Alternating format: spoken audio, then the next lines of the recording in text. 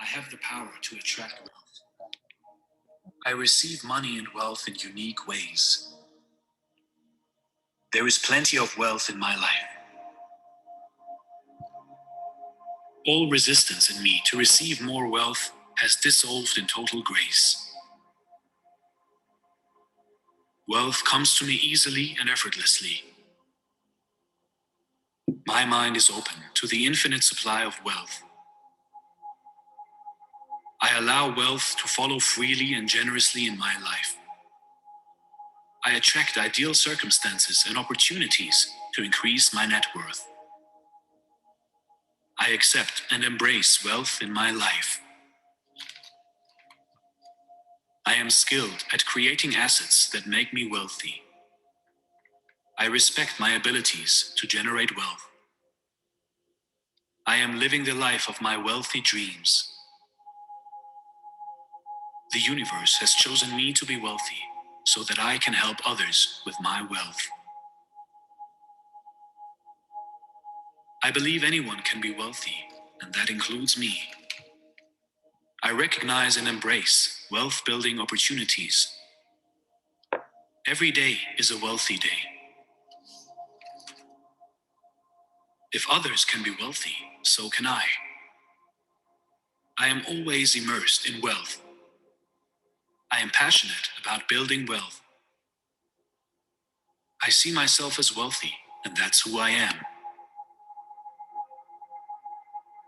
Wealth is my birthright, and I claim wealth for myself now. Through my power of intention, I effortlessly attract all the wealth I desire and need. Great wealth is flowing to me now. I create wealth easily and effortlessly.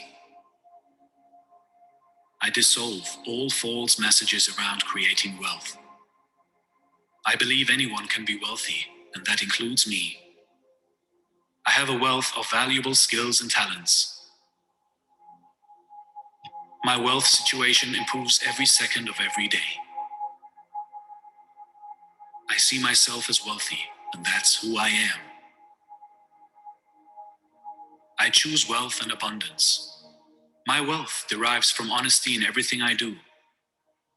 Wealth is my birthright, my natural state of being.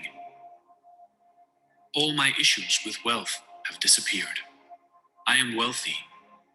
Whatever I do, it always ends in amassing wealth. Every day, in every way, my wealth is increasing. I am gracious for the wealth I have in my life.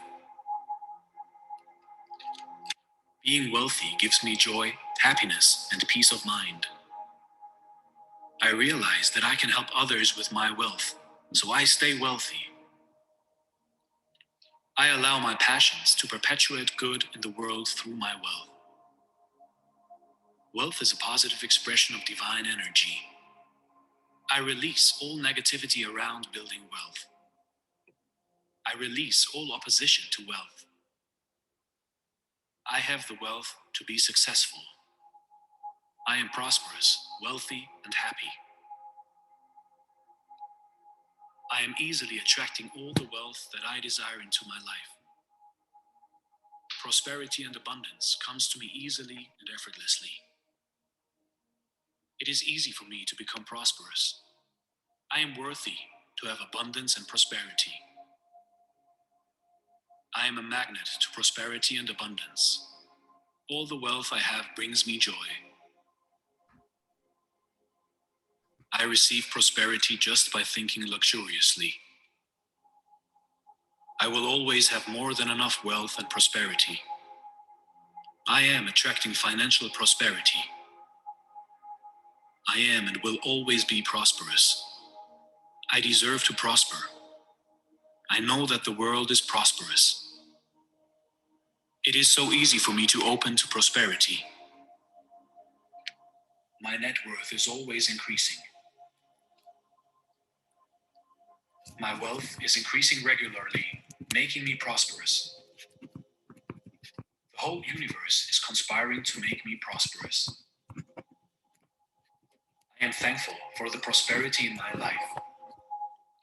I am prosperous. Prosperity is my birthright. My life is prosperous. Prosperity is mine. I give generously to others and myself. Hello. I see prosperity everywhere. I attract prosperity like a powerful magnet. How is everybody doing this morning? I hope everybody's doing well. Good morning. Good morning. Let me see. Hi, Miriam. Hi, Tina. Hi, Vera. Hi, Georgia. Hi, good morning. Good morning. Can you see me well? Yep. Okay, good. So let's see. I'm going to. Okay, we've got a few people. I don't think I will see if anybody else is showing up. But we're going to get started. I hope you have something to drink. I have to tell you, I do not wake up this early. I'm in the habit of waking up a bit later. So this was new for me as well. In my private coaching, where I get coached, once a week we wake up at, I think our session started at 6:30. Yeah. So that's usually the time when I wake up. On Tuesday morning, I wake up at 6 and I get on the morning call at 6:30. All the other days I wake up later. Okay, so welcome to this 5-day seminar on money. Who doesn't want more money in their lives? I know I do, and I know you do as well. So we're going to structure these 5 days in a specific way so that by the end of the 5 days, we have a clear understanding. And when I say clear understanding, I'm referring to a clear mind as to what money is, how to earn it. It's not how to manifest it. It's what we do before we earn it. And when I say earn, I'm referring to get or to receive. And how do we earn money? Right? I know a lot of people ask the question, how? Well, how do I do that? How do I get more? Right? How do I receive more? So by the end of the 5 days, we should have a wider awareness, if I can put it that way, when it comes to money. If I was going to ask you right now, how do you feel about money? That has to do with your awareness. So awareness is your mind, and your mind contains images and affirmations or concepts or perceptions or assumptions of money, because every image of anything in this world is associated with a name or a perception. So if I say money, you may not necessarily know the perceptions or assumptions you have of money, but you're going to feel something. And how do you know what you feel? Let's say right now you don't know how you feel about money. Everything around us is money. So if you go into the store and you say, I want that, there's an assumption that comes to mind. There is a saying, there is an affirmation, could be negative or positive. That's your perception. Those are your thoughts, right? Whatever you're thinking, they're not my thoughts, they're your thoughts. Those thoughts is what you have come into agreement with. Now, they could have been someone else's, or they could have been yours. What you have assumed of money all your entire life, or what you've heard other people and you've come into agreement with them. But nonetheless, those are your thoughts, right? You're thinking them. I may be sitting next to you and I may be having different thoughts. So we're all having different thoughts when it comes to money. Those thoughts create feelings, right? I think I said the other day, when you look at yourself at different times in the mirror, let's say throughout the day or throughout the week, you know that if you've been stressing over something, your face looks different. People can tell you're tired. I've had people tell me, for example, a week ago or so, oh, you look so tired. Yes, I've had things in my mind that were weighing me down. But then there's days when I don't have those things present upon me and my face looks different. So what am I saying? We change our body, which is physical matter, changes its molecular structure. It looks different. It moves into a different vibration and it looks different. It changes the features, right? So that's how we change the features, the movement of physical matter around us as well. The way our physical body changes could be from hour to hour. It could be in one conversation, the same way physical matter changes around us as well. So I want to, many of you know, for example, the law of assumption. I want to jump right into the lesson. I'm sure you're not new to manifestation, the law of attraction, and the laws of the universe. We're not going to focus on all the laws of the universe, but one of the laws that I'm going to focus, and I have seen most important, and I've seen it in, manifest itself, the law of assumption, I've seen it manifest itself very well in certain people around in my life. That's besides the law of vibration, besides the law of attraction, I believe the law of assumption is the law of conviction or surety or full faith. So we're going to focus mostly on the law of assumption because it's not spoken enough of it. Now, give me 1 second. I'll be right back. I need to grab a tissue. I'm drinking hot tea, so I'll be right back. 1 second.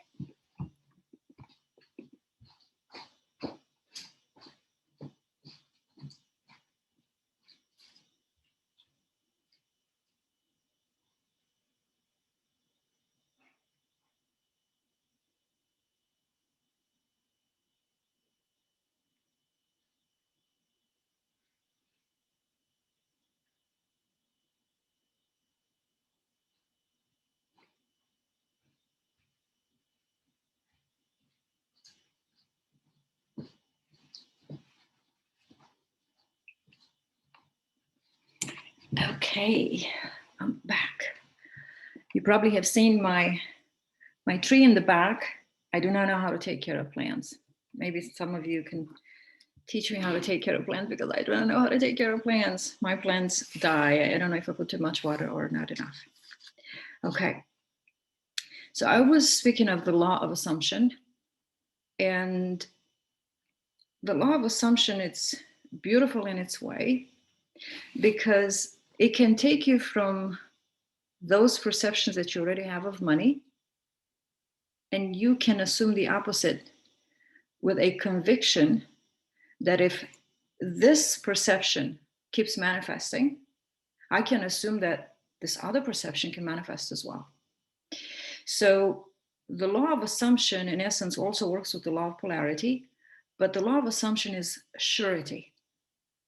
Sure, that's going to happen. Why not? Why shouldn't this happen? If this happens, this perception, this belief happens, this comes to reality. Why not this one, right? Who says that only these beliefs come to existence? No, every belief comes to existence. So that's the law of assumption. Of course it'll happen. Why shouldn't it happen? So I love the law of assumption because it sets us free. So I want to talk about blessing and releasing. If you printed the workbook, there's a few things in the beginning of the book where I talk about how to set up your day, your daily mode of operation, right? How to bring yourself into alignment with the important things that are aligned with your business. Everybody should have a daily mode of operation. Give the best of your energy into your business, into a money-making purpose. But today I want to talk about bless and release, and this has to do with perceptions, and that's why the law of assumption will come in very well in this first lesson. So what is bless and release? Right now, there's things in the way. There's perceptions in the way, beliefs in the way, between us and the very thing we want, and specifically money. So how do we know what's in the way? How do we eliminate what's in the way? And how do we replace the perceptions? In essence, how we become clear and aware of what is now, what's in the way, what's that big mountain, those beliefs that don't serve us, they are not helping us, so they're not working for me. And how can I create beliefs or perceptions that are working for me? You probably heard, or not heard, but let me put it this way. Do you work hard for the money? I was taught since I was a child that I have to work hard for the money. I am a slave to money. I'm not a master of money. I'm a slave to money. So when you think about the hard work that you're putting every single day, for example, for me, social media is it's not something that I necessarily love to do. Posting on Instagram and going all over social media, to me, that feels like a lot of work. And why should I put in so much work just because everybody else does it? So what is in the way, or what are we blocked by? Because when you work hard for money, it's because there's things in the way. And the things, I refer to energy because thoughts are energy, but energy turns to physical matter. And when we talk about energy in motion, we are talking about those physical, the physicality of the energy, or the manifestation of the thought. See, my words are a manifestation of my thought. This is a manifestation of the image, right? So my words are a manifestation of thoughts. The image or the shadow of this, right, was here. So this is a manifestation of the image. This is a manifestation of thought. So what's in the way? When I say what's in the way, what other thoughts or physical matter do we put in the way, right? Let's say that you are running a race. You're running a race. So think of a race, right? You're running, but in the way you have a toy, you have Lego, you have, I don't know, maybe a plate with food, maybe let's say two people talking, stories, images, past circumstances, past relationships, past conversations, right? That we seem to, in our mind, we seem to just go back there and we grab them and we bring them forward, because through our awareness, we bring them forward. Our awareness brings them forward. It's not leaving them behind. Your focus is you're shifting your mind and you're going to the past and you say, yeah, but I remember. What you're doing is you're saying, oh, I want this in front, or I want this and I want this. And you don't want it. But the mind is not like a wild horse, is not trained to focus only in the direction that is for me or of that which I want. So the things that are in the way are the thoughts, but the thoughts are the words. I know I can start speaking in a positive way, but then all of a sudden I switch into the negative or self-sabotage. Now I just put something in the way,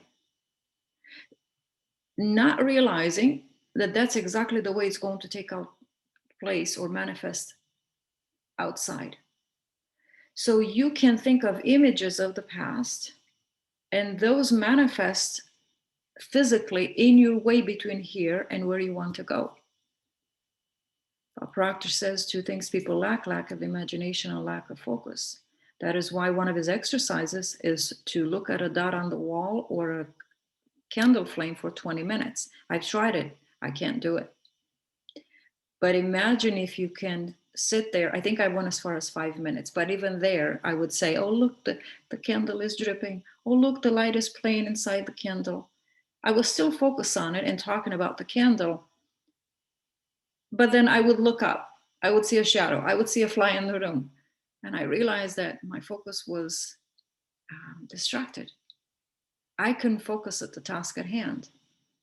So when we are given our energy, or our thoughts are a little bit here in this bucket, a little bit in this bucket, what happens? We're losing energy. That's why in about 2 or 3 hours you say, oh, I need to take a break. Or I don't know what's happening, but I can't focus. I need to take a nap. I know people that say, I need to take a nap. It could be 10 a.m. in the morning. It could be 5 p.m. They need to take a nap. So we lose energy, and energy is thoughts, right? They're going in so many directions.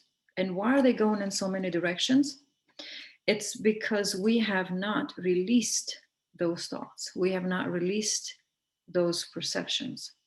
I like to say, okay, so who invented the phone? Right.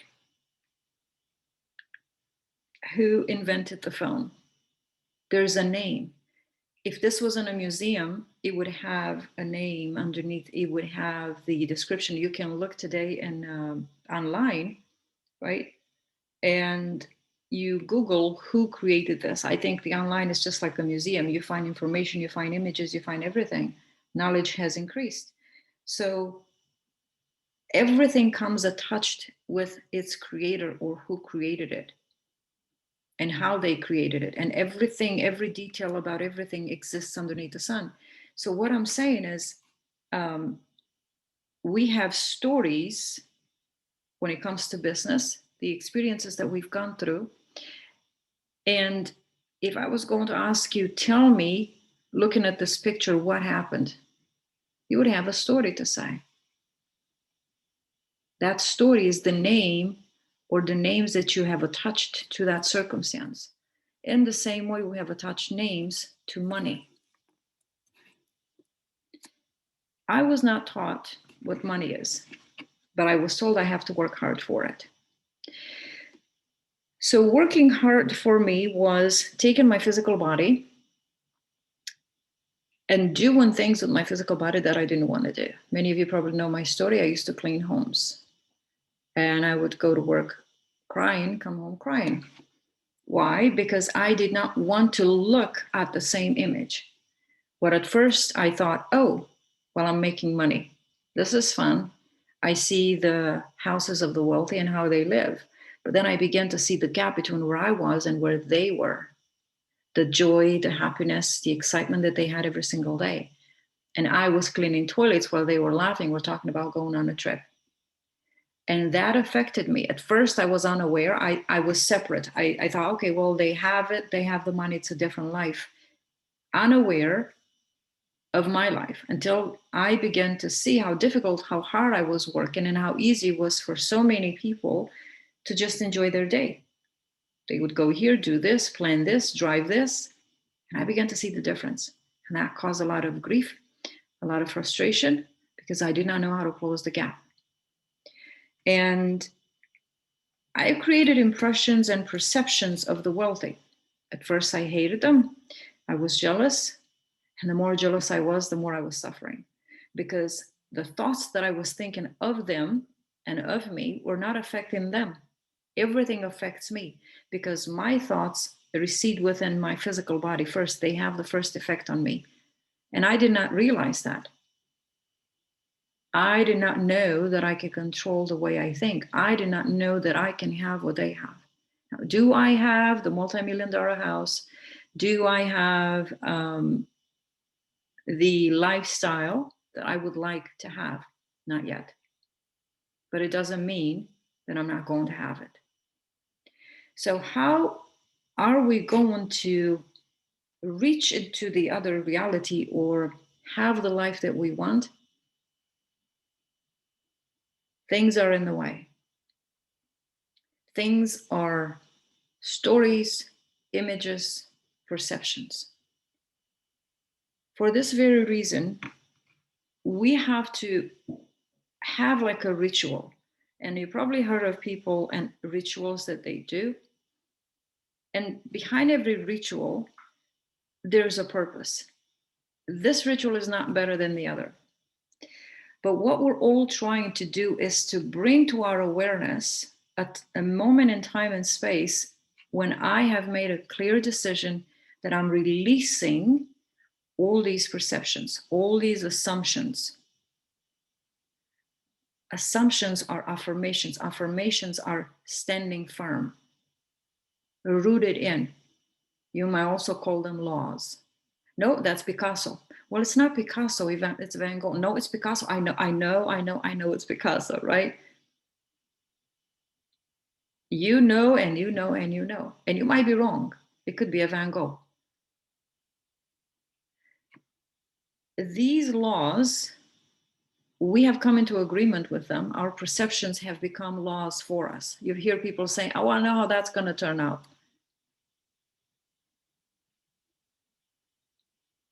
Because they have a rooted belief that they know. They're so convinced. And it does happen that way. And it's not because many people say, well, it happened because that's how things usually happen. No. It happened because that's what you said it was going to happen. So what are all those affirmations and strong beliefs or strongholds or assumptions, decisions, laws that we have made, beliefs, however you want to call them? They're done either through an emotional impact or through repetition. These perceptions, these paradigms, about Proctor calls them, or beliefs or affirmations or decisions, laws, assumptions, they were created in two ways. And when I say created, they were built in. We build our life, we build decisions. Through experiences, we come up to figure things out on our own, or somebody tells it to us, helps us understand what happened. We agree with it, and we keep holding it there. We think of it, it happens again and again and again. It becomes as if it's a foundation of life. Our beliefs and our assumptions are like bricks or the foundation of life. It's what we keep thinking and saying constantly. And I know my foundation is not strong because there are still assumptions there. And think of them as bricks. Let's say you build the foundation of a house and you put bricks rather than you pour cement, right? You build it by bricks. Every assumption, every belief is a brick, and another brick, another brick, another brick, another brick. And then you build on top of it, or those beliefs are what build a house on top, because a belief is what happens. It's what manifests. So if I say money is hard to get, well, how much do I build on top of that? How much money do I have to build a house that I want, put the fence, have the car, plant the trees? Not much. So if my assumptions of money are negative, I have a weak foundation. I'm always worried and I'm always doubting if I can earn money, if I can have money, if I can receive money. So when I speak of rituals, I am speaking of, I'm going to give you a few examples and I'm sure you've heard of them. People talk about the water, what is it, the 2 cups of water. On 1 cup, you write the negative, right? Or where you're at. And on the other cup, you write what you want. So you take the water from here and you pour it in the other, and then you drink it because water holds memory. Now, I believe that as well, not just because of Dr. Emoto that has made the study with water, but in the church we were taught that water cleanses you, removes your sins away. I know I had these conversations with my daughter, and I understood that's a ritual. It's referring to the old person, the old mindset. You let go of it. And now you are a new creature. You are a new mind. You have the mind of God. So and this is not taught very well in the church, but you're supposed to let go of that mindset. And now you're supposed to follow God, or you're supposed to follow the vision and the desires of your life. In essence, you're letting go of what is, of all circumstances, your perceptions of them. You let go of this world, so to speak, of the 3D, and you focus on God, which is the 4D. right? The images that you have within. That's what that water baptism symbolizes. So that's another ritual. Many people talk about taking showers, taking baths. You can quantum jump and quantum leap. It's referring to the mind. It's referring to making a definite decision to quantum jump or to let go of what was and what is for what is to come. It's letting go of these beliefs, perceptions, and assumptions and building a new foundation. Now, when you build a new foundation, obviously the house is not just going to be built in, right? Rome wasn't built overnight. So these beliefs are going to begin to attract the resources that are necessary to create this belief. In essence, what you say today, you're going to say tomorrow, because that's how we are. Think of what you said yesterday. Think of what you said 2 days ago. Did you say it yesterday? Yeah. Our perceptions of people rarely change. Our perceptions of money rarely change. I hear people say old people are hard to change. I think everybody has a difficult time changing. We all want to change, but we don't know how to change. And what we're thinking is we equating change with physical work. And we're tired of physical work. That everybody's running away from physical work. But then we say, well, let's do the mind work. Oh, forget it. I'm going to go. I would rather put a roof on the house, right, than having to change my mind. Changing the mind, it's not easy because you're taking a wild horse and you're training it. And it's not easy, right? It's not easy to guard your mind, align your thoughts only forward, never backward. Don't look at the 3D and how do I align my thoughts only with what God has promised or with that belief or that image that I have. How can I align? And Abraham Hicks talks about alignment with source. It's referring alignment with the spirit, alignment with 4D, alignment with God, alignment with desire. It's not easy. Why? Because we've been trained to live from where we are. And it's as if when you think about all the perceptions you have about your money, your house, your kids, your relationships, you feel like those are mountains. And every morning you wake up and you say, I got to push the mountain again. I'm pushing the mountain again. And what we're pushing is the same beliefs. We're pushing out, we're expressing. So we are inspired and then we expire, right? Express or expire. So we're expressing the problem. We're expressing the mountain. And we say, well, why is it that this never changes? It's like doing the same things and expecting things to change. So now we can see the power of beliefs or assumptions. The hardest thing to change is the mind of men. And who can know the mind of men other than the spirit of men? Meaning you can become aware of what you're thinking. You don't know my perceptions of life. You don't know my perceptions of things. And I don't know yours. So who can know the mind of men? Only that man himself. So I want us to have a ritual. This is something that we have done in my coaching program with my coach. It's called Bless and Release. Probably many of you have heard me talk about the word bless.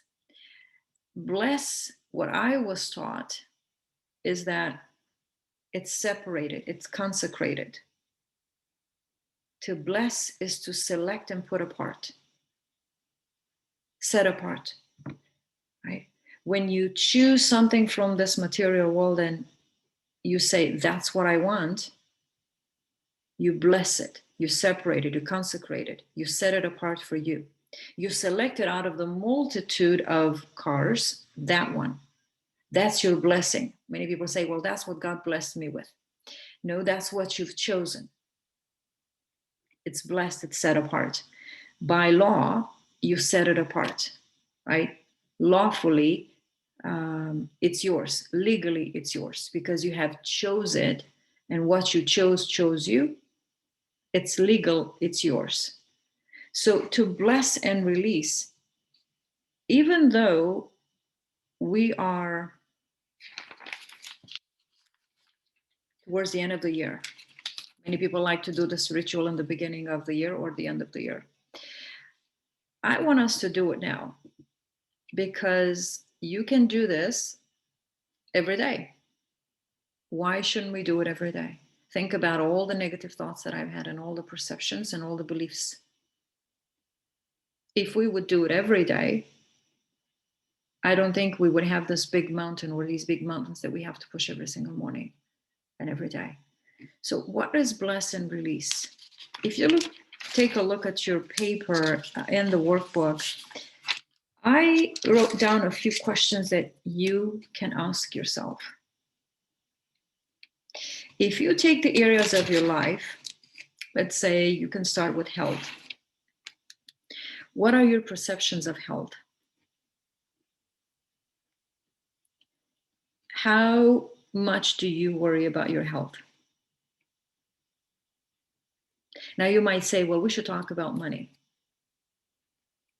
No matter what you're thinking about, what area of life you're thinking about, if it's negative perceptions, they're going to be in the way of money. Health is the most important thing, right? Your health is your wealth, for example. So you can't focus on money if you're not healthy. What if you have negative assumptions of your body, for example? Many people say, well, you have to look a certain way to be a public speaker. Most of the public speakers are fit and healthy. Then you have speakers that maybe are not fit and healthy, or maybe they're healthy but not fit. And they get a big ear. They receive in their ear many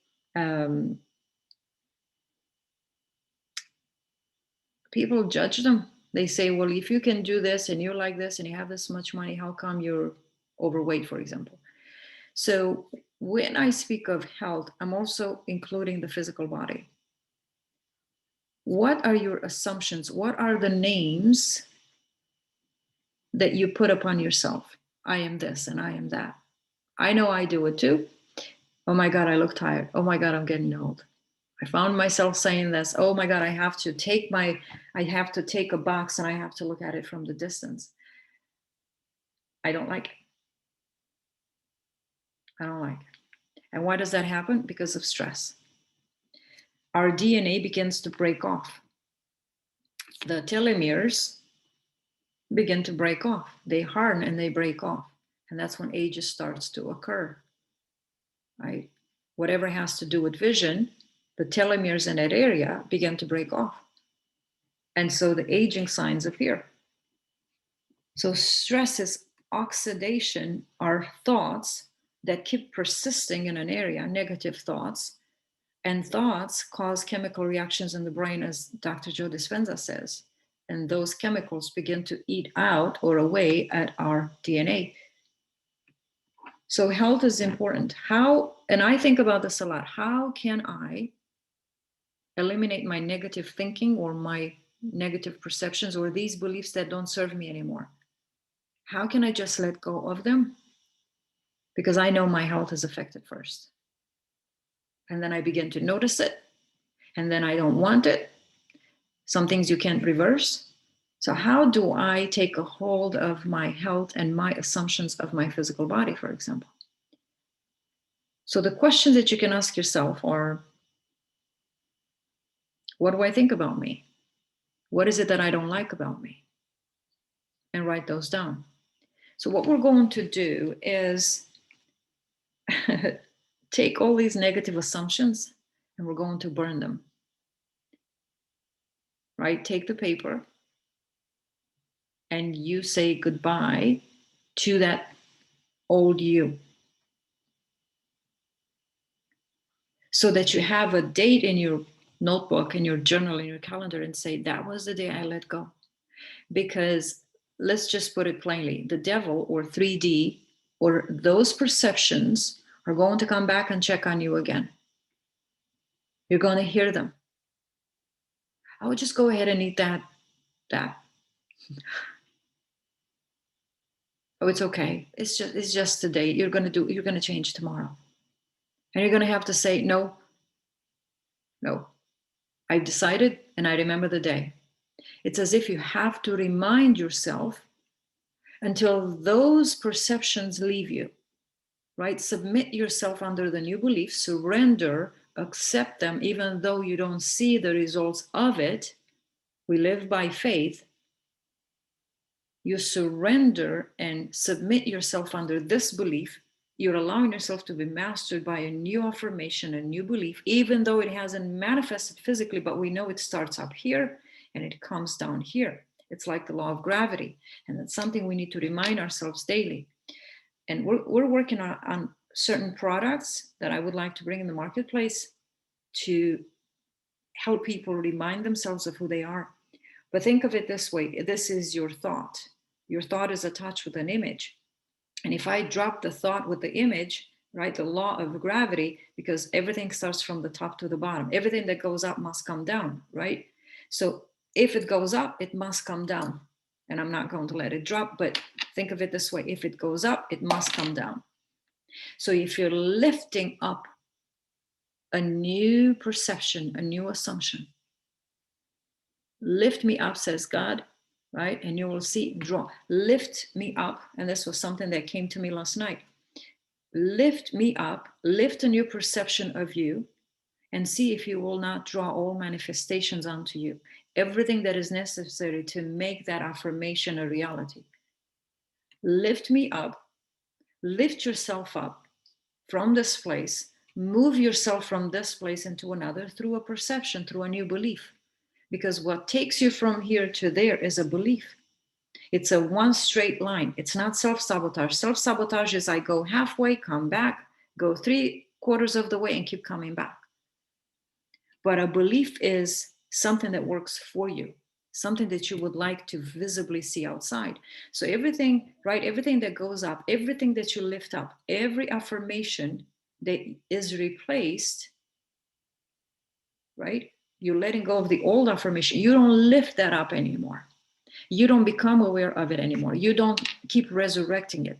You don't keep focusing on it. You're not being tempted by it, but you will be. It's just you're not allowing yourself to be tempted or finish the sentence in your mind. That's where you train your mind and say, no, come back. No, come back.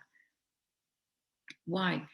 Because that's what steals the manifestation from us of whatever it is. It's those thoughts.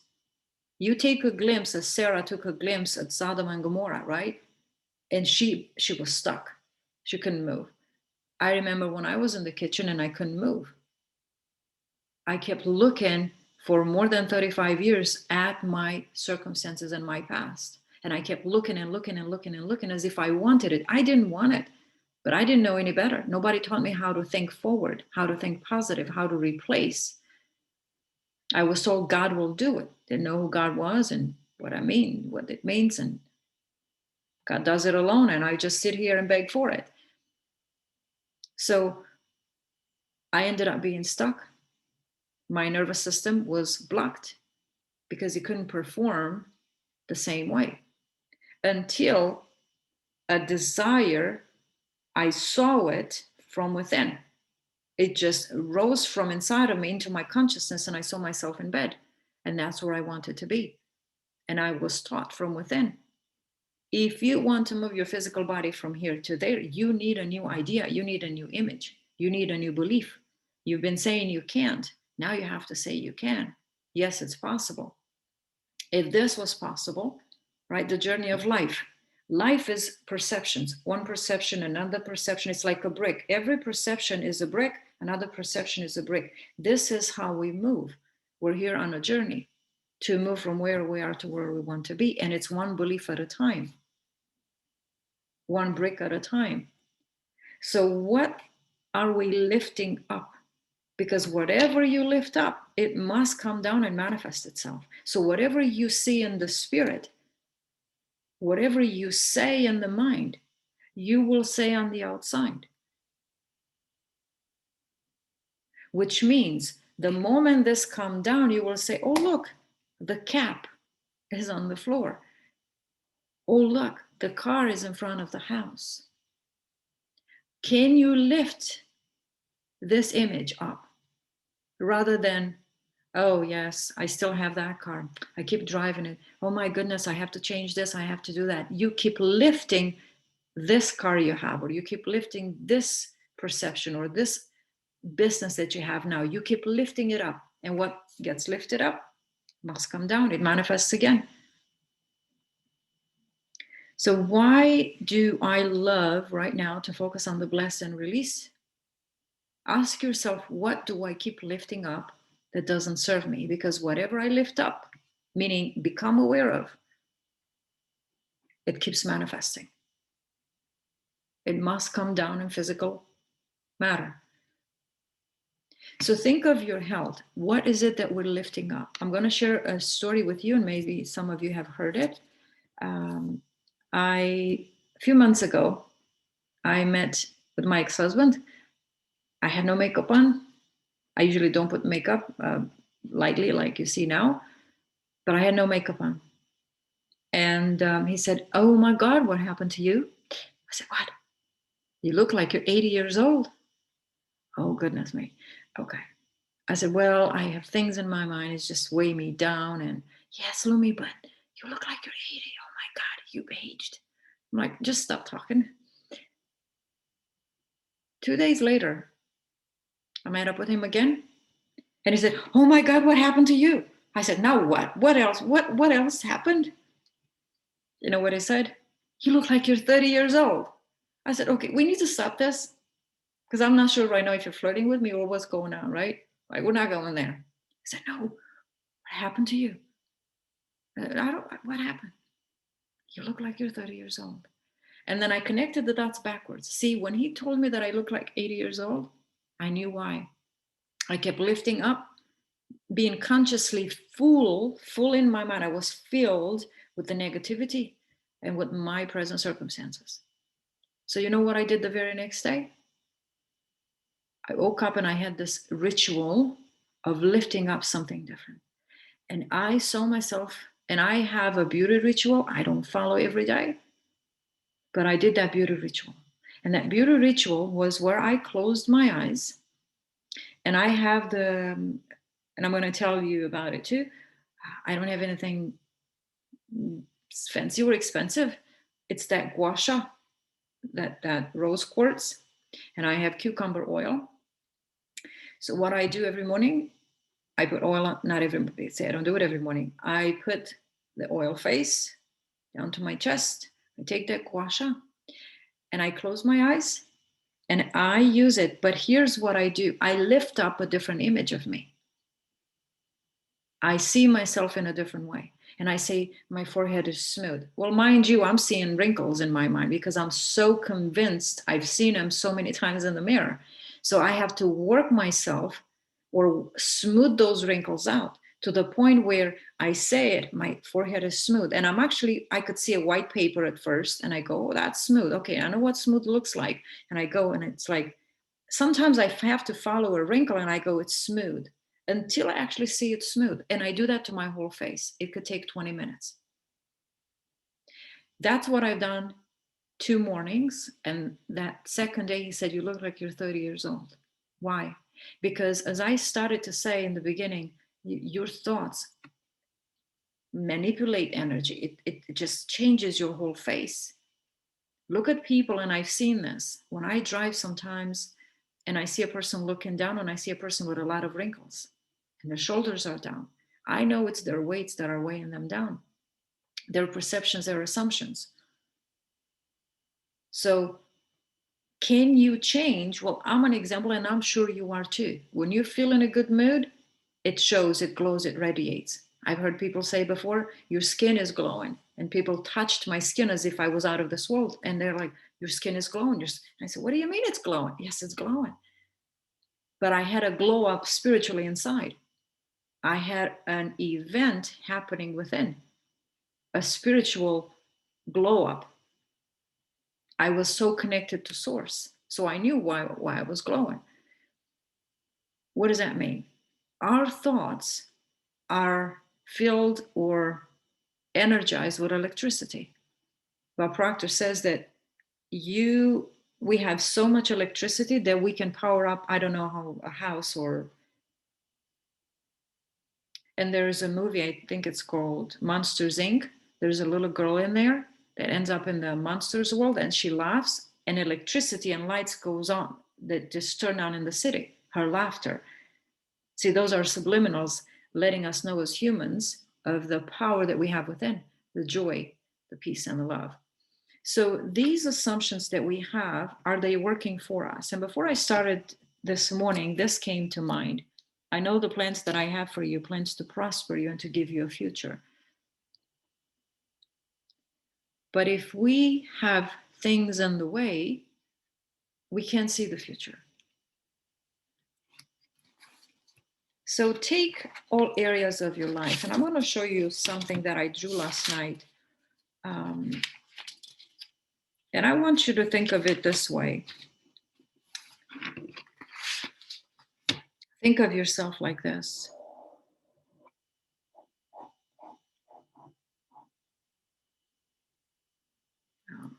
Okay.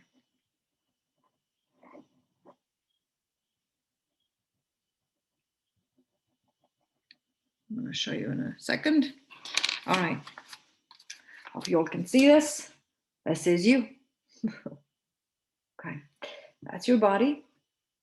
But your mind is the master, so I made it bigger. It should be bigger. And this is your mind.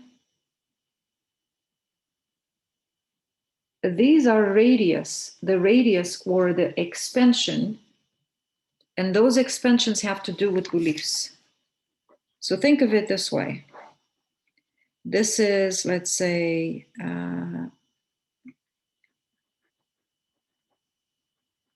my drawings are, maybe I should have had a white paper. But your belief about a car, your belief about a house, your belief about retirement, your belief about traveling, all of these beliefs are what you might call the expansion of your mind. How, and only you know, as I said before, only that man knows himself. You know how far you go in the mind every single day. If you're always here, you're constricted. If you begin to allow yourself to dream, it's because there's not much in the way. Those mountains, those perceptions. So how far do you feel like your electromagnetic field? Electro has to do with thoughts. Magnetic has to do with images. How are you always thinking only? Do you allow yourself to even think different, see different images? Or immediately that old perception comes in and says, but you don't have the money. It's that nagging thought. Rhonda Burns said, what does it truly mean to be free? She said, when you don't have that mind that keeps nagging you, that's being free. To be free, it means you don't have your old self, your old perceptions, assumptions bothering you, accusing you. You used to put your luggage away. You would come from a trip, even wash your clothes by hand if you had to. But you made sure everything was perfect. Perfection is a curse. It wears you out. And one of the things that hold me back is perfection. I'm not good enough. But look, Rhonda Burns only wrote a book, 2 books, and made a documentary. And her life was changed. And I don't know all her story. What I'm saying is you don't have to be good at everything. And if we can learn from others, I'm only focusing on this. People don't look at me and say, well, why isn't your house clean? And why is it that? No, you're only focusing on what I'm saying. And if I keep talking about this over and over and over again, I become an expert at it. But you don't know, I'm a perfectionist and I want to have everything perfect. So what that means is that we don't have to be perfect at everything. Bob Proctor says, don't ask me to be a mechanic or a florist. I don't even want to know about that. I'm going to focus right here like a horse, right? And be good at this. So can we, and can I, be happy and grateful with what I'm good at? Can I appreciate myself in this? and already consider myself a master at it. And what I mean by that is I don't need to work forever and keep, you need to improve, but I don't have to feel as if I'm never enough. Now, going back to what I'm saying here about our assumptions and perceptions, what's in the way?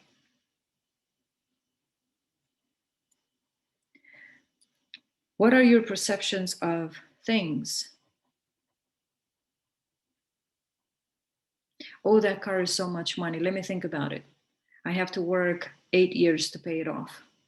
Oh, 5,000 people. We have, the disciples told God, right?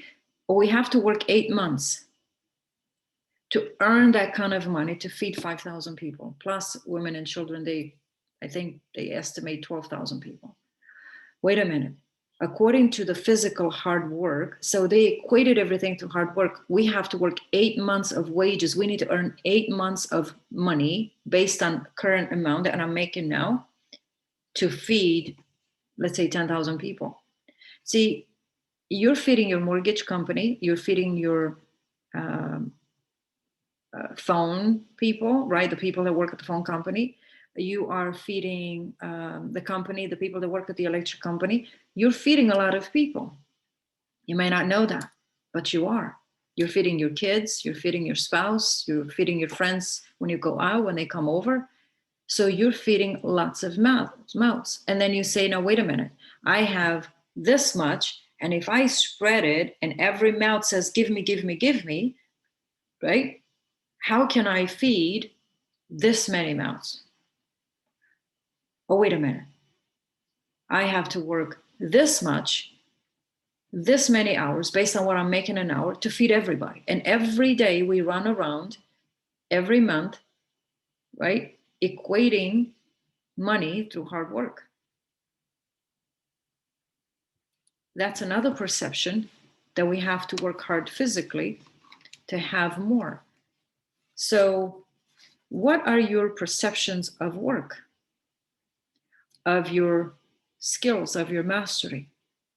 What's in the way when you're about to make the phone call? What's in the way? I'm not good enough. I haven't scripted it long enough. I haven't rehearsed the strategy. I haven't. Okay. It's a moment of becoming awake on purpose, because life has a way of wakening us up, or we can do it ourselves, choose to do it ourselves. So my focus for today, or what I would like for you to focus on, is blessing and releasing. Look at the past year. Think of all the circumstances that you've gone through. I know I've gone, for example, through a personal breakup. And that wasn't easy. It lasted for months.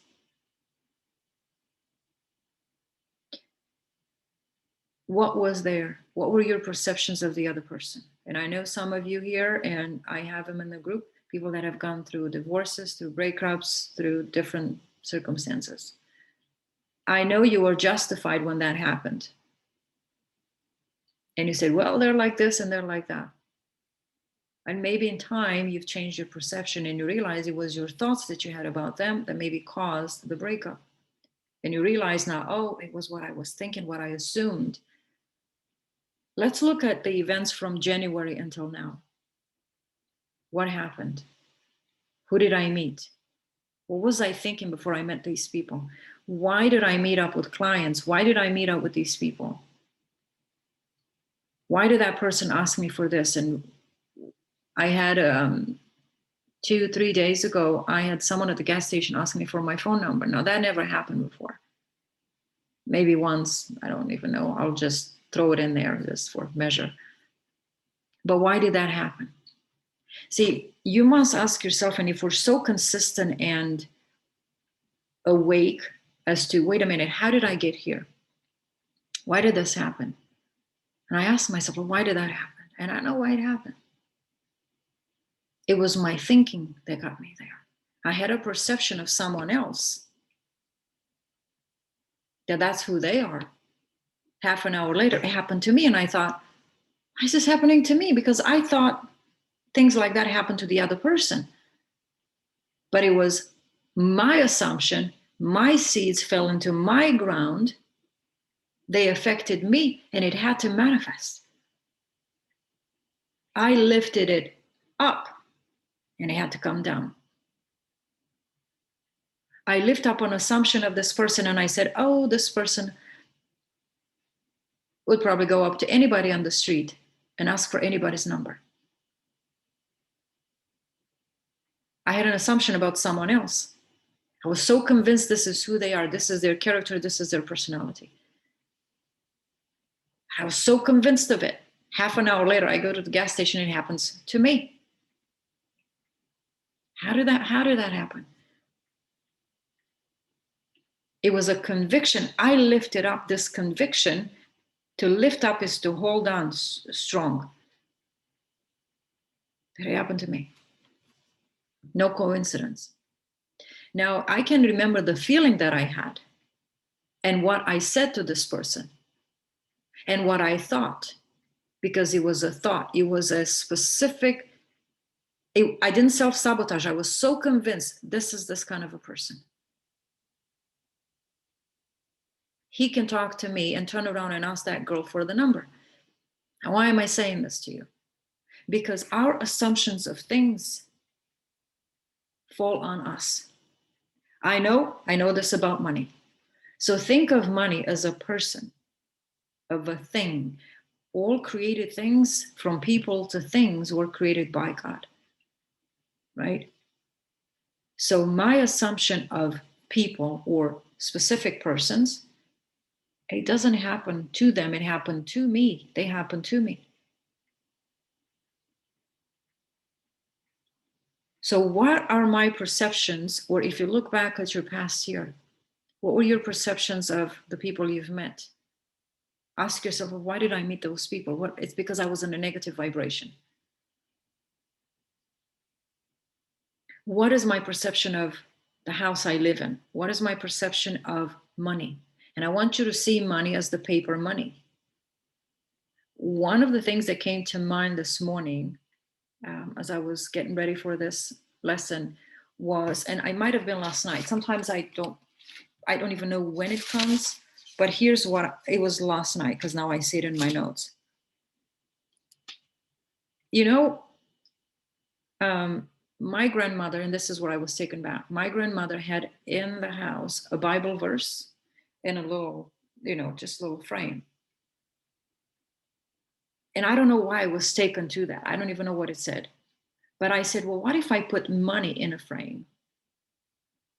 And I write down, instead of Picasso, right? I write down my perception of money. Because I can look at a house on the internet that I would love, and underneath it, subliminally, I have a perception. Too much money. That's the name you gave the house. That's your perception. And we're not aware of what we just said, the name we placed on that house. That's why people say, well, my perception is, look how beautiful it is. I was looking with one of my friends, a realtor, we were looking at the most amazing homes in the world. And I have a high eye for criticism. And what I mean by that is I would say, oh, that's too dark. The wall is too dark with that cement wall. I would have done this, I would have done that. And I say criticism, but I was changing things around. And he said, can you just enjoy and admire what you see? Like, can you find that light bulb hanging down and praise that and be grateful for that? I said, no, I love interior design. I would have done it different. Well, he perceived it in a different way. So we can look at the same thing and add different names or perceptions. You can say, oh, that looks amazing because of where you're focusing. And I looked at the dark wall against the cement wall, and I said, well, that's too dark in the corner, only with a little light bulb. So he looked at the light and I looked at the wall. We're looking at the same thing. We're looking at money. From your angle, you're saying it's too skinny. It's too little. And I could go and say, oh, I don't know, but it kind of looks thick to me from that angle. We can look at one house on the internet and your perception is 3 stories is too high, it's too hard, I'm not going to walk up there, I would rather do this. Okay, it's your perception, it's your desire. So are these perceptions and assumptions that we have of the things around us and people, do they serve us? Like if I think negative of money, it's not enough, too much, too little. It never helped me. I never have enough of you. It's an assumption that must manifest. You're so convinced of it that it must manifest. So can we be more gentle? Can we shift ourselves from those perceptions? And that's why I want us to focus today on blessing and releasing. Write down what comes to mind. And this is not an exercise that you do in one day, but it has to have a beginning, right? Can we think about the perceptions and assumptions we have? Let's start with money. And if I was going to ask you, and I've seen Bob Proctor has this and one of his coaches, because I'm surrounded with a few coaches, took his coaching program. It's a certification, I think it's $39,000. And I know I wanted to go into it and I thought, oh, it's too much money. So I took different courses. But I remember, and I don't know if he still has it, Bob Proctor, he had money and it was laminated or in a little frame behind him in his bookcase. One of his coaches had laminated money and he had two bills and I think were 100, one here and one over here somewhere in his bookcase. Last night I had this image of my mother's Bible verse in that frame and I said, well, why don't I take money and put it in a frame and put my ultimate assumption of it? People say everything is in abundance. And I say, well, there's no money in abundance. So how do I change that perception of not enough to enough?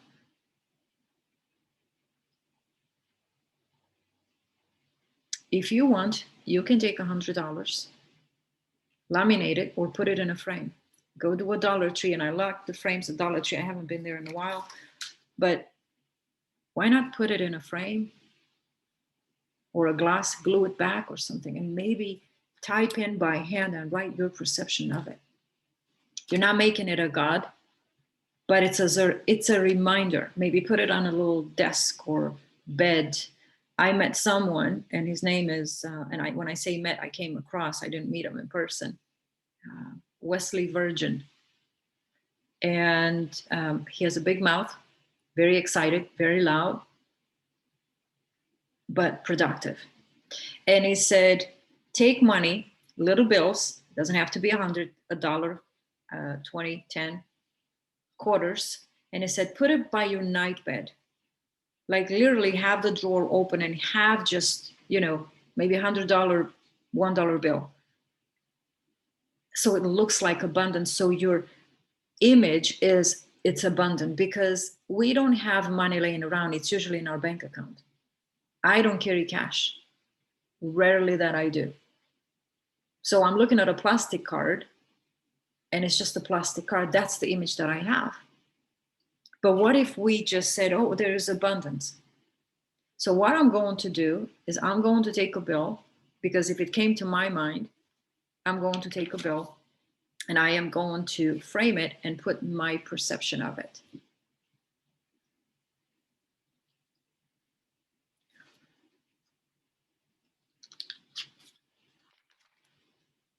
It's a matter of changing the mind and seeing something different. But if we've never seen it, it's going to be difficult for us to say, I've seen it. I want to touch a little bit on witness here and why it's important, and I'm going to close the session. I talk about it in the program too. You become aware or you step above and you say, I've seen it. You can see it, but did you receive it? So you can see the image of more money, but did you receive it? Do you believe you're worthy of it? A witness is as if somebody was part of the thing, created the thing. And what you create, you have rights to. Your awareness is called creation. People say creation was already finished. It's already finished. To manifest is to unveil or reveal. It's being revealed to you from within. You see it. And what you see, it has been there at all times. It's always been there. Your desire has always been there. To manifest it is to first become aware of it or see it. And when we see it, they say you have to see it to believe it. People say you have to believe it to see it. No, no, no. You have to see it to believe it. You have to see it to receive it. To believe is to accept or receive. So just by seeing it is not enough. You must remind yourself, I received it. You're a witness of what was already created, right? Creation is already finished.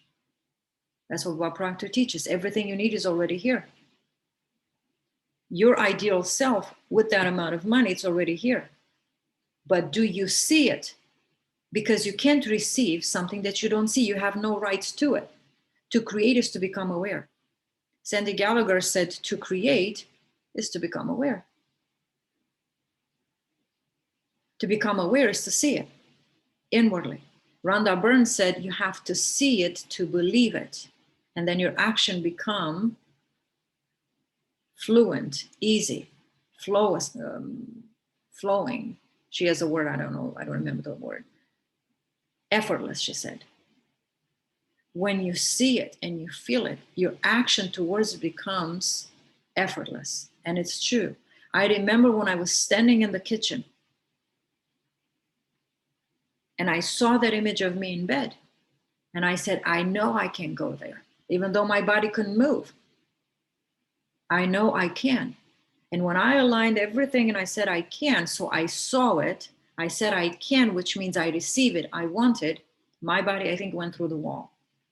I was revealed this force, this power that is within us that puts this physical body into motion. But our words, the mention of the name of those things, put them into motion towards us.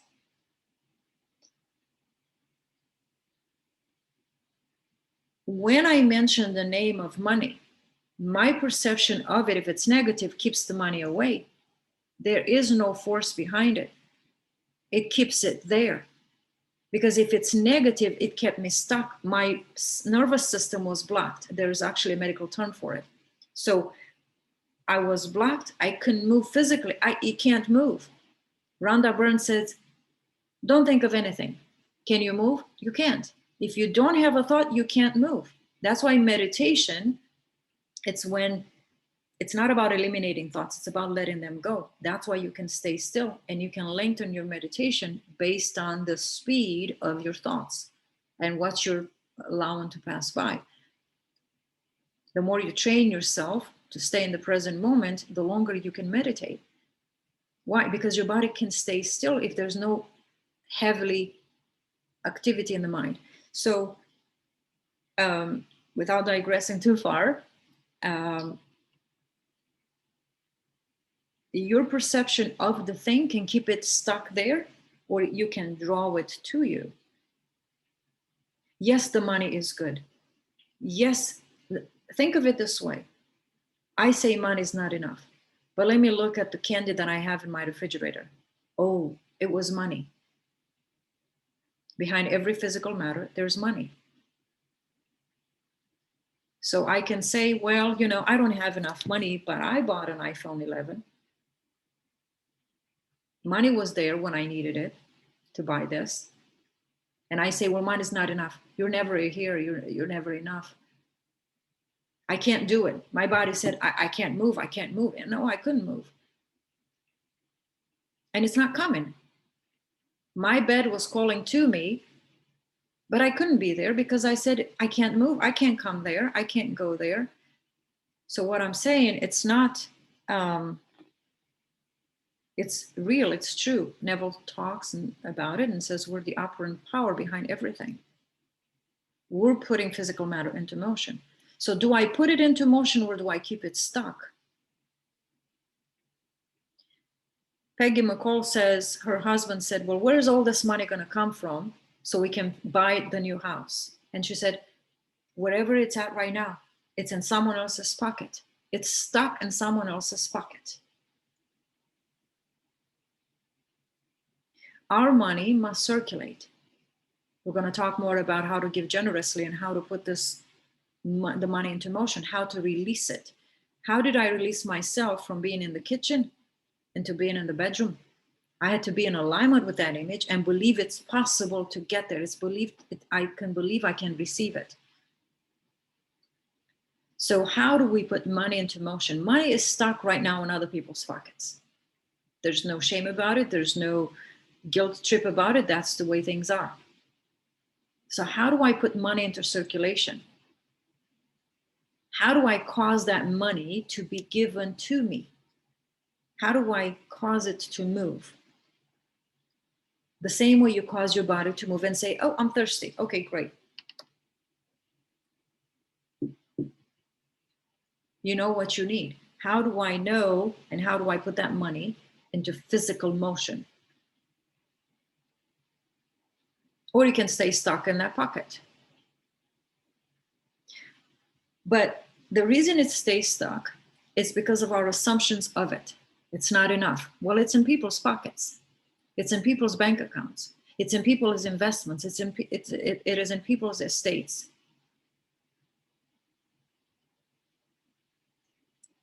It's stuck. And the reason it's stuck is because I'm stuck. I have blocks. So let's think of all these perceptions. And now that I've run your awareness, we cannot expand electromagnetically or see ourselves do things with the money if my perception of it is, oh, I don't have it. I don't even think it exists, or I don't even know where it's at. You can't expand if you're so constricted. So let's find out what constricts us and then release it and say, you have served me this far. I'm not going to pick you up anymore. I'm not going to believe this anymore because you keep me stuck and the money stays stuck. And that's the gap. How do we close the gap between knowing and doing, or taking the action in the direction of that which I want to receive it? So once you write these perceptions down, and not all of them are going to come to you today, but as many as they come, maybe you can take a sheet of paper and leave it on the table somewhere with a pen. And as you move throughout the day, the house, maybe you're in the car. My thinking goes on in the car, in the shower, and pretty much that's it. I'm away from my common surroundings. And that's when you can write it down. That's when you converse with yourself and commune with yourself and write those things down. Everything you think negative, because remember, those are your perceptions actually of you. So once we do that, I want you to take as many papers as it takes for you to write those down. And also forgive those people, but you have to forgive yourself because you created those perceptions. You created them, you built them up, you lifted them up. And you say, I'm not going to lift this up as a monument anymore. I'm going to forgive myself. I'm going to let go of the old person that was thinking this way. And you do it with love. And you burn the papers. So take a picture of that or a short video. Because the devil or your 3D is going to come back and say, oh, yeah. And you say, no, I wrote that down. It's already burned. It's already gone. And you do this as many times as you need in your mind. And you keep replacing it with a new, to the point where you're a new person. And that new person has a different mindset. And that mindset, we're going to talk about the thermostat, but that's how you set it, through persistent assumptions of these beliefs. You keep lifting them up and they must come down because that's the law. Okay. So I hope this helps. I know it will. And if you want to do the water, the taking of the shower, you can say, do it with the shower. I've done that a few times. But I come out of the shower and I think about putting lotion, doing this, doing that. I'm just completely back to my old self. So when you do this, that's another thing. I want you to be focused on when you do it. I want you to be present when you do it. And once you do it, don't say, okay, I'm hungry. Who wants to go somewhere? right? Don't jump. Here's what I'm going to say, and then I'm going to stop. I ask myself, why is it that I capture certain images with certain things that people say? And this is one of the images. When I started using the gua sha, I've heard two ways of doing it. Now hear me out. Somebody said, take it and jiggle it here at the end. It's as if you're pulling the muscle and you're setting it in place. This was an American person. A Chinese person said, when you take it, don't jiggle it. Okay, two ways of doing things. And I said, but wait a minute, why? She said, because you're breaking the flow of energy when you do this. Now that stood with me because I work in the energy field, right? And I said, wait a minute, we're breaking energy. So if you do something and you immediately cut it off and you do something else, you broke the flow of energy. Isn't that nice? Think of it this way. I do this as if it's a to-do list. It's strategic, it's mechanical. I'm not in the spirit of it. It's not in the flow. And I immediately go and say, well, I got to put the lotion. Oh, wait a minute. I said I was going to do this. I'm hungry. Let me put my socks on, whatever it is. It's just, you're gone. Your mind is in another place and your body's in another place, right? It's like, forget the mind. My body's just going to do its own thing. Two separate things. I just already divided myself. So this ritual, if I can put it this way, is to bring you to the other side where we need to learn how to be in the flow. I'm not in the flow. If my child says something that gets on my nerves, I'm cut off. I'm like, okay, here's the drama. And I'm all like, that drama, I feel it. It feels like, oh my God, such a big, how long is this going to take before I can dissolve it? Because it's in the way. So the secret is then to remind ourselves, I'm putting myself in the flow. How can I stay in the flow without jiggling, without cutting off this and do this? I am that kind of a person. I'm in the mechanical most of the time. And to be one with source is to be in the flow. You can be in the flow, Oprah said, or against the flow. We jump from one thing to another. So that's just a little story there for you to keep in mind, right? Do I break the flow, or am I in the flow and the flow will be with you? This is from a cartoon. I don't watch adult movies. I know probably 5 names of movies by hand, but the cartoon names I know because I've watched a lot. So you're either in the flow and be in the flow, and the flow will go with you. It will take you down, right? And that's what it means to have a magnetized mind, is to be in the flow, is to really mean what you say and what you do. It feels more spiritual, right? Because we're a spiritual being, and now we're more connected to source when you're in the flow. So don't do this as I have to do it. Do this because it's the power, it's the energy that keeps moving.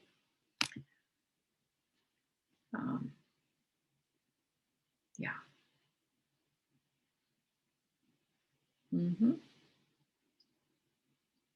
Okay, you're welcome. All right, so I think we actually made it to about an hour and a half. Thanks everyone for being here. This is going to be recorded. If you want to have this recording, let me know and I'll email it to you once I make the file smaller. Looks like nobody else came on. I think we had a few more people. But if this still feels good with you in the morning, I feel good about it, having it this early in the morning. We're going to keep it in the morning because I was thinking of changing maybe towards the evening, but this feels good. So whoever's going to watch this recording after, they're going to have to watch it after. All right. I hope this was a beautiful lesson. I know it was for me. I do feel more in the flow of this. And even though I've done this list before, I do feel like I need to do it again. And now I have a broader awareness, especially with this gua sha and breaking of the flow. So I feel like this is going to be different for me this time. What we're going to do tomorrow, just to give you the heads up, Day 2, we're going to focus on a vision board, but that's more of an action board. I'm going to talk more about it. Action board, rather than a vision board, and how to connect yourself emotionally with it, because behind every image there's money. So as we go throughout the week, I'm going to, on the third day, we're going to write a letter to money. And this is something that I've done before, but think of money as a thing, as a person, because money is God in action. So you're actually writing a letter to God. And day 4, we're going to focus more on business. If you have a business, how to build in team members, how to expand your awareness to bring people in the team, right? They say the first million, it's the hardest because you do it alone. But if you expand the net and you throw the net wider, you're going to catch more fish, meaning you have more fishermen. They're going to catch fish with you. And on day 5, we're going to do an exercise on hearing yeses, right? We can make a decision. If we were told, no, you can't have that candy, you can't have that, no, you can't have that candy. There is a study made. A child by the age of 7 hears about 148,000 no's and about 2,000 to 3,000 yeses. That's why I've started a teen and parent program. And we're working on it slowly, but we're putting things together, because that's the hardest thing that we're going through right now. It's because we kept hearing no's in our childhood. And now we're reversing the mindset. So we're going to create an exercise. It's going to be what you call a spiritual treatment, where we hear yeses from our clients, from the people around us. Everybody's going to say yes. Because ask and receive, we're doing the asking, but we hear the no. You can't have, no, you can't have. Now we're going to go as far as hearing the yes. Train our mind to hear the yes. So that's going to help us when it comes to business and money, because you want to hear that person release the money to you, right? You're releasing them to give to you. You have that power to release the money, as I released myself, right? So we need to know what to release. We release the negative, and then we release the money. It's always about releasing, unlocking. So that's what we're going to do on day 5. And through this 5 days, we're going to learn, obviously, more about money and how it operates. Okay, so it's 8 o'clock. Okay, I will send you the recording. Thank you, everyone, for being here. Once you do this, the blessing and release. So first, we become aware of the negative. We burn the paper. Take a clip, a video, or a picture of it with the paper burning, and post it in the 10x Money Mindset. That's going to be a visual for you, but it's going to be for me as well, and for everybody else. It's as if you're putting it out into the universe. It's not hidden. You're putting it out into the universe. And it's done. You know, it was a public event. It's done. It's not a small matter. It was a big thing. Okay. And come prepared tomorrow to create this action board. We're going to talk more about money tomorrow. So thanks, everyone, for being here. I will see you tomorrow morning at 6:30. Thank you. You're welcome. Thank you. You're welcome. Thanks, everybody. Bye. Bye, everybody.